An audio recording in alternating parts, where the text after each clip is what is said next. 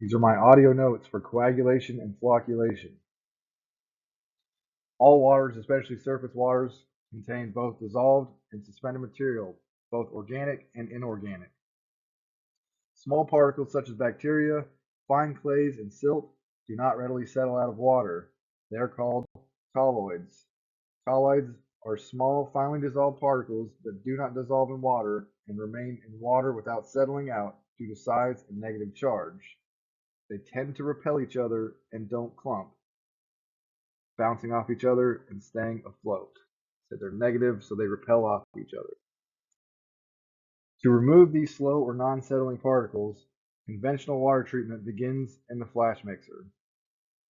During the flash mixing process, the source water and coagulant chemicals are rapidly mixed together, and the process is usually over in a few seconds. The purpose of flash mixing is to get as much contact between the coagulant and the impurities in the water. The purpose of the coagulant chemicals is to get the usually negatively charged small particles to clump together by using, in most cases, a positively charged coagulant like aluminum sulfate. You'll hear alum a lot. Of course, mixing these together, the charge will be neutralized and the particles will stick and clump together, and that is flock. There are many different types of coagulant chemicals and aids, and which ones that are used will be determined by the source water and plant's specific needs. You have metallic salts, aluminum sulfate, ferric or ferrous sulfate are some examples. And you have polymers, which are long-chain, high-molecular organic chemicals.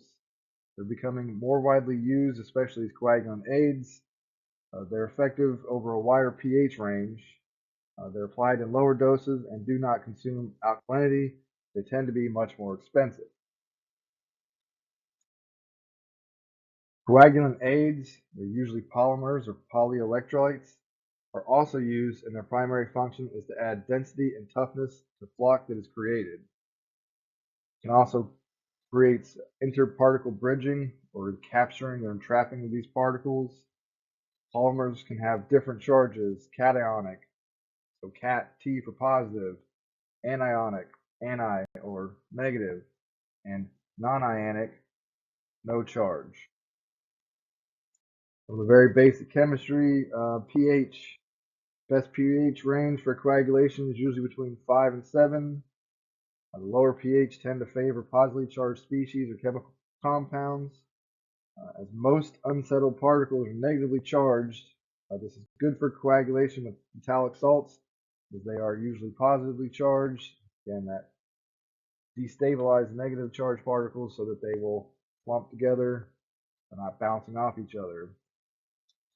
Effective mixing is very important to ensure that the coagulant makes contact with all of the suspended particles. This happens in a very short period of time, usually seconds, and again is called flash mixing.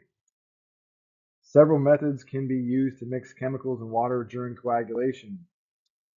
Again, coagulation is fast and rough.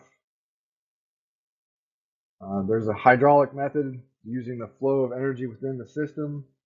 A water flow with sufficient speed going through baffles or throttle valves can cause turbulence, which mixes the waters and chemicals. You have mechanical mixing, which uses blades, paddle, turbine, propeller. It's commonly used in coagulation facilities as they are versatile and reliable, but they do use the greatest amount of electrical energy. Diffuser and grid systems are perforated tubes with holes in them, or nozzles that can provide uniform or equal distribution throughout the coagulation basin. However, this method is generally sensitive to changes in flow and may require frequent adjustment. Then you have pump blenders, which add coagulant directly to water being treated through diffuser pipe. It's usually in a discharge pipe from what I've seen going into the basin. Flocculation. Flocculation is the gathering of fine particles that were created during the coagulation process to form larger particles by slow and gentle mixing. Again, coagulation is fast and rough. Flocculation is going to be slow and gentle. Flocculation process provides contacts and collisions between particles to promote their gathering into flock for ease of removal by the sedimentation and filtration process. An important part of this is detention time, which is the theoretical or calculated time it takes for water to pass through a tank. It's very important in the flocculation process. Minimum detention times range from 5 to 20 minutes for direct filtration and up to 30 minutes for conventional filtration. Insufficient mixing will result in poor floc formation, and excessive mixing may cause the floc that is formed to break apart after they have already formed. Defeat the purpose. There's two types of mechanical flocculators that are commonly installed. You have horizontal paddle wheel style, like the boats from Louisiana, the paddle wheel boats. And you have the vertical style, propeller, paddle, or turbine, a normal mixer. These require less maintenance by eliminating submerged bearing and packing.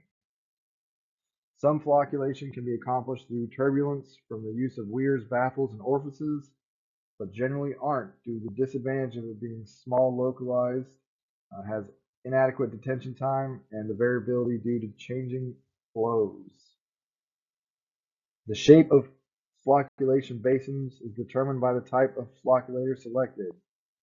So for vertical, it would be square, and for the horizontal, it would be rectangle. Again, think mixer, square, paddle wheel, rectangle, you need more space. And the best flocculation is usually achieved in a compartmentalized basin where mixers are separated, generally into 3 separate compartments by baffles, which prevent short circuiting, which is water going straight through from start to finish. Paddle sizes and speed are usually become smaller. You slow down the speed from the beginning to the end. This is considered tapered mixing. It's to prevent the breaking apart of the floc that was already formed. So it says the beginning it's faster, it's going through the baffles, it's collecting together, and you're just slowing it down as you go.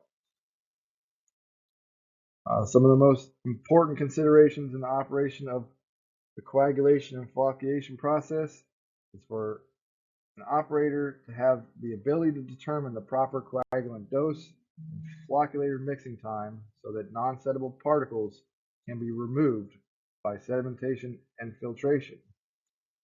Because again, the coagulation and flocculation are pre-treatment, so they are to get the water ready for sedimentation and filtration process. To do this, operators will monitor process performance, doing jar tests. They evaluate water quality conditions, raw and treated. Check and adjust process controls and equipment. So lower the temperature, slower chemical reactions, you speed up mixing. Visual inspections of facilities. Observation of the turbulence and flash mixing, and close observation of the size and distribution of the floc in the flocculation chamber. An uneven distribution of floc can indicate short circuiting. Floc particles that are too small or too large may not settle properly and can cause trouble with removal. Visual observation is frequently supplemented with lab evaluations. Again, coagulation and flocculation are pre-treatment for sedimentation and filtration. Jar tests. So the purpose of a jar test is to see approximately on a small scale what changes in treatment parameters, dosage, mixing times, will do to the overall performance of the plant. Up to 6 tests can be run at a time, but try to only change one variable at a time for the most useful results. If you go and change a bunch of variables, how are you going to know which one worked? Some things to look for when you're doing a jar test. Visible floc should begin shortly after the flash mix. During the flocculation, small particles gradually clump and form larger particles. Particles that are discrete and fairly dense are better than light or fluffy. Large light floc does not settle as well and is more susceptible to shearing than smaller, denser floc. The rate at which floc settles after mixing is important. It should start to settle as soon as the mixer is shut off. Should be 80–90% settled within 15 minutes. Floc that remains after this time is unlikely to settle during sedimentation. Also, if the floc settles before mixing is complete and or too quickly, floc could be too heavy. Also, During jar tests, operators will test the supernaut, as much as I can pronounce, the water above the settled solids, by taking this water and passing it through filter paper to simulate filtration, and then test the turbidity of this filtered water. Because again, the purpose of all this is to get these settled particles out of the water and filter it so you don't want it after filtering.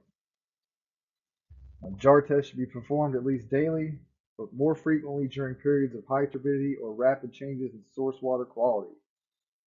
There is apparently no substitute for experience when performing jar tests, and the best dosage is the one that meets drinking water standards at the lowest cost.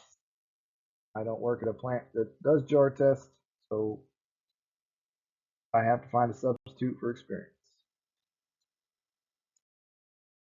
Record keeping is a very important administrative function. Accurate records provide the operator with historical records that can help in solving current or future process problems. Records of source water quality, process water quality, and chemical feed rates are important. This information and graph plot of important variables can be made to assist operators in understanding variation in water quality standards, something you can look at. Say, oh, the pH was this, the dose is this. Or, the temperature was this, the mixing speed was this. Safety. As always, in water plant settings, operators can be exposed to many hazards from chemicals, lab, treatment process, rotating equipment, slippery surfaces, electrical equipment, drowning in water-filled structures and confined spaces. Safety is very important. And then last in my notes for today are enhanced coagulation. This has two purposes: to achieve the TOC removal rate required by the disinfecting byproduct rules and to optimize the removal of organic matter that can cause precursor substances for DBP rules. The enhanced coagulation requirements require treatment plants to remove specific percentages of total organic carbon based on their source water, TOC, and alkalinity levels. Facilities must meet the enhanced coagulation requirements unless they meet some of the exemptions. That's not something I'm going to go over in these notes today. This is a big brief overview over the chapter on coagulation and flocculation.